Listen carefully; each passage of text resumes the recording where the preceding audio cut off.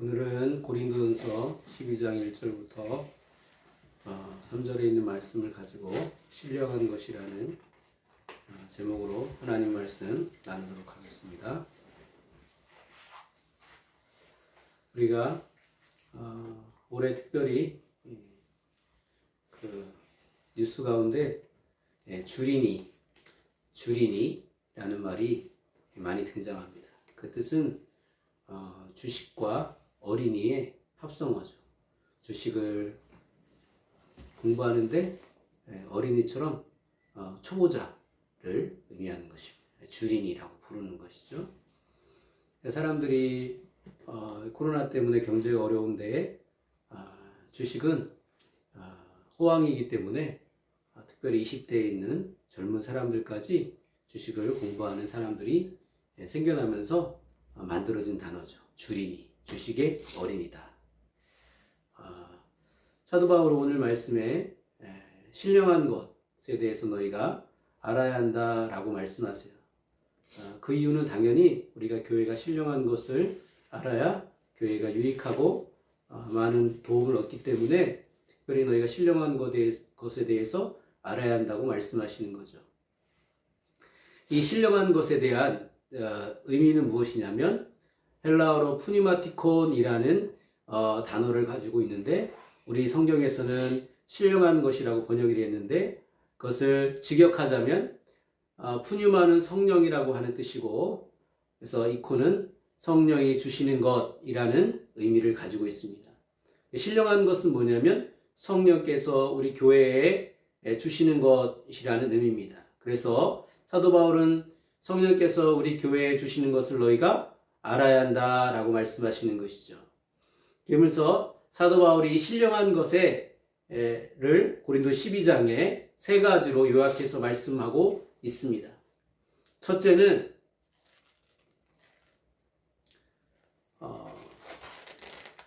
성령께서 예수님이 누구이신지에 대해서 우리에게 가르침을 주신다고 말씀하고 있는 것이죠.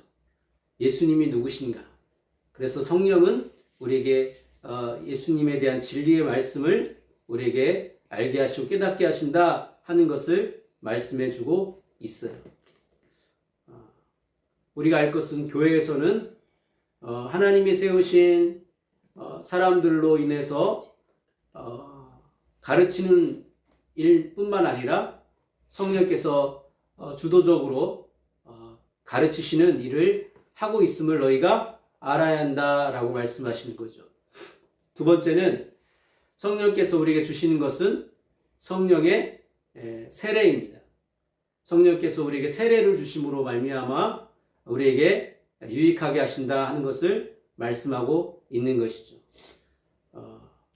세 번째는 성령께서 교회에 그리스도인들에게 은사를 주신다라고 말씀하시는 것이에요. 그래서 예수님을 믿는 교회에 있는 성도들이 성령께서 주시는 은사를 가지고 우리가 서로 섬기고 교회를 온전하게 세우는 사람으로 하나님께서 세우신다라고 하는 것이에요. 이것이 사도 바울이 너희가 신령한 것을 알아야 한다고 말씀하실 때 성령께서 우리에게 주시는 것은 이 세 가지가 있음을 말씀해 주시는 것이에요. 이 신령한 것을 우리가 알지 못하면 교회에서 어떤 일이 일어나는가? 사실 신령한 것을 알든 알지 못하든 어떤 사람들은 신령한 것을 성령께서 주시는 것을 받는 사람이 있고 혹자는 성령께서 주시는 것을 잘 알지 못하는 사람이 있습니다. 성령께서 주신 것을 잘 아는 사람과 성령께서 주시는 것을 알지 못하는 사람들은 항상 트러블이 생기고 갈등이 생기는 것이에요.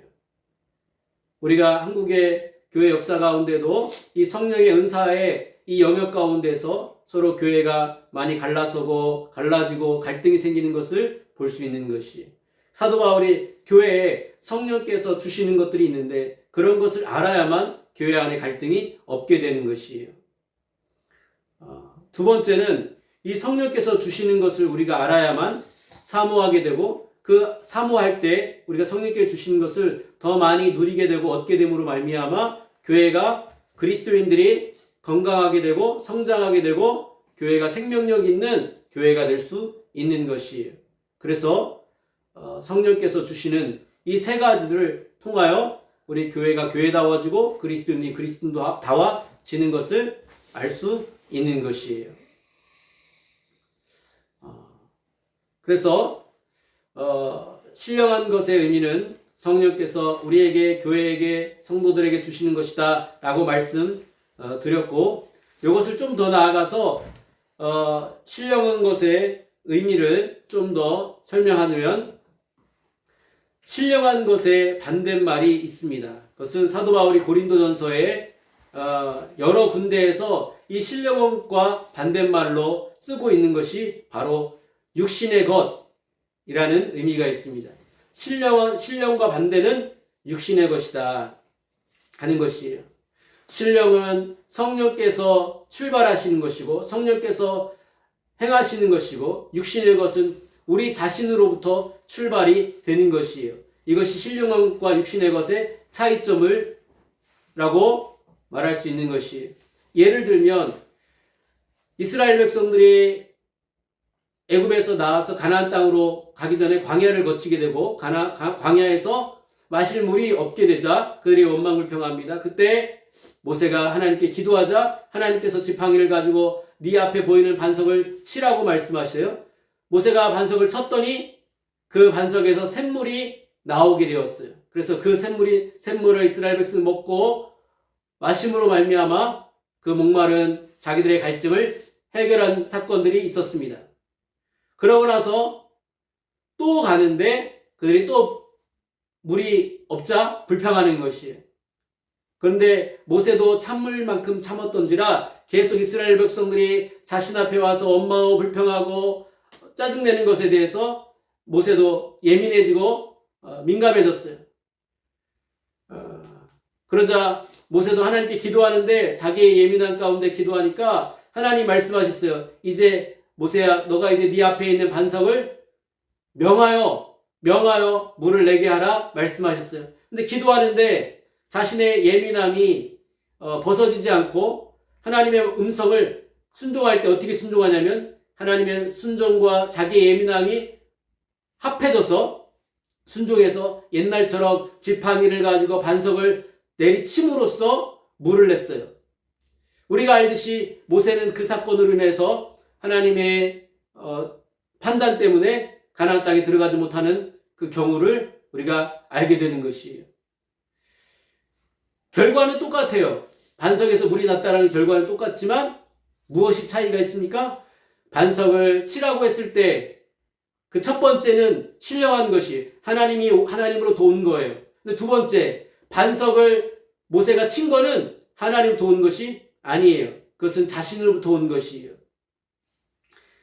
신령한 것의 출발, 신령함과 육신의 것은 출발이 어디에 있는가를 보면 알 수 있어요. 우리는 과거에는 신령한 방법이었지만 현재에는 자신으로부터 나오는 방법이면 그것은 신령한 것이 아니다라는 것을 알 수 있는 것이에요. 첫 번째, 우리가 아까 신령한 것의 첫 번째는 성령이 주시는 것은 교회에 뭘 주신다고 말씀드렸냐면 진리를, 예수님이 누구신지를 알게 하신다고 하셨어요. 이게 성령께서 주도적으로 말씀하시는 거죠. 오늘 말씀에 보면 예수님이 누구신가, 예수님에 대해서 사도 바울이 성령께서 가르치시는 두 가지를 말씀합니다.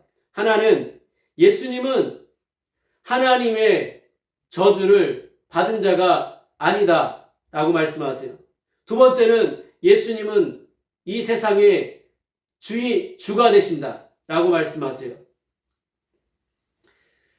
이건 누가 가르치는 거냐면 성령께서 가르치시는 것이에요. 근데 첫 번째, 예수님이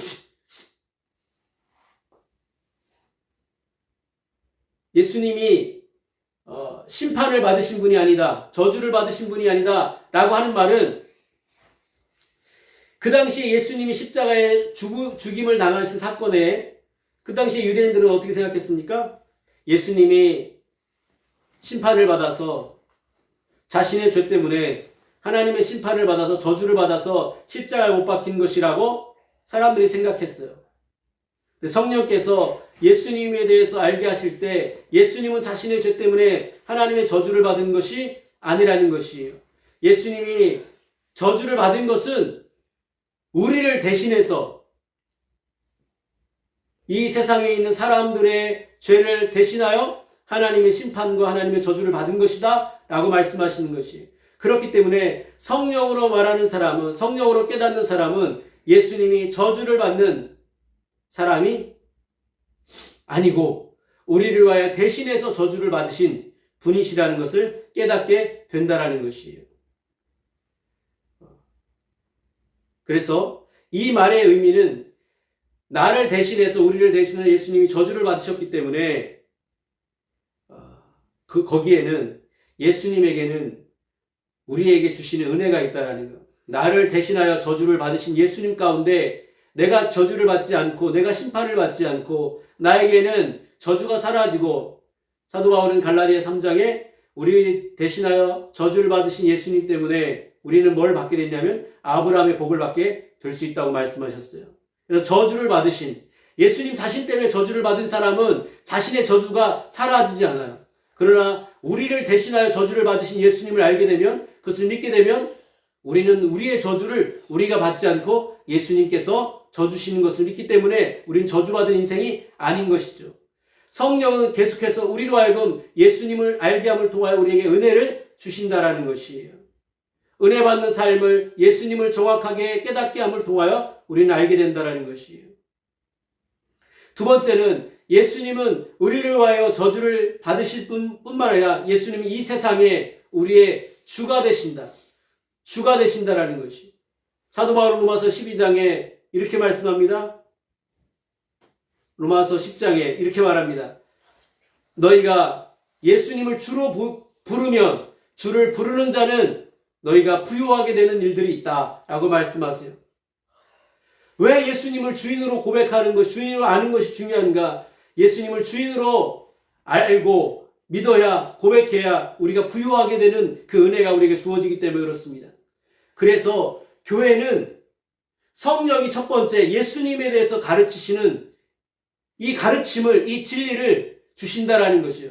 그렇게 교회에게 예수님이 우리를 위하여 대신 저주를 받으신 분이라는 것을 깨닫게 하시고 예수님이 우리의 주가 되신다는 것을 깨닫게 하는 것은 교회 안에 저주가 사라지고 하나님의 은혜가 임하고 하나님의 축복이 임하도록 하기 위하여 성령께서 우리 각자에게 진리의 영으로 역사하신다라는 것이에요.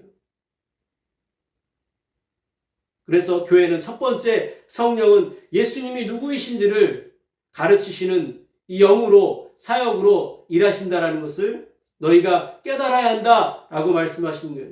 교회는 하나님이 단순히 세우신 교사와 목사를 통하여 예수님이 누구이신가를 증명하고 설명하는 그런 사람도 있지만 사도 요한 1서에 뭐라고 말씀하셨습니까? 주께 받은 바 너의 기름 부음이 너희에게 예수님이 누구신지, 진리가 누구인지를 사람의 도움 없이도 성령께서 직접 가르치신다라고 말씀하시는 것이.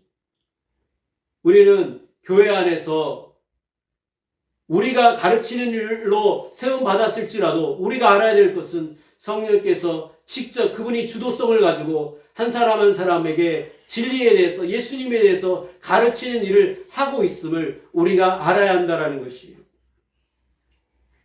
교회 안에 사람이 없으면, 가르치는 자가 없으면 아무도 예수의 일을 깨닫지 못하는 것이 아니라 성령께서 그분이 직접 예수님에 대해서 가르치는 일을 하고 계시다는 것을 말씀하고 있는 것이에요. 그래서 고린도 12장 3절에 보면 이런 말씀이 있습니다. 하나님의 영으로 말하는 사람은 예수가 저주받아야 할 자라고 말하는 사람이 없고, 하나님의 영으로 말하는 사람은 말하지 않고는 예수님이 주인이라고 말하는 사람이 있을 수 없다고 말씀하세요.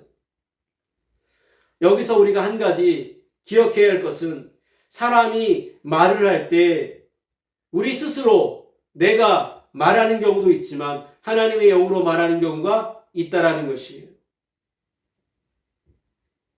우리가 생각하는 것은 우리가 스스로의 생각도 있지만 하나님의 영으로 생각하는 것이 있을 수 있다는 것이 로마서 8장에 그래서 육신의 생각이 있고 영의 생각이 있다고 말씀하시는 거죠. 육신의 생각은 사망이요 영의 생각은 사망인 것입니다. 예수를 믿고 성령을 받은 사람은 성령으로 말할 수도 있고 성령으로 생각할 수도 있고 성령으로 환상을 볼 수도 있고 성령으로 꿈을 꿀 수도 있는 것이라는 것이에요. 교회 안에는 성령으로 말하는 사람이 있게 되고 성령으로 생각하는 사람이 있게 되고 성령으로 꿈을 꾸는 사람이 있게 된다는 것이에요. 왜냐하면 교회에는 성령께서 그렇게 역사하고 있기 때문에 그렇다는 것입니다. 우리는 신령한 것의 첫 번째, 성령께서 주시는 것을 통해서 그리스도인들이 하나님의 복을 받고 그리고 그리스도인들이 그리스도의 장성한 분량에 충만할 때까지 자라게 되는 그런 은혜와 축복을 누리시길 예수님의 이름으로 축복합니다.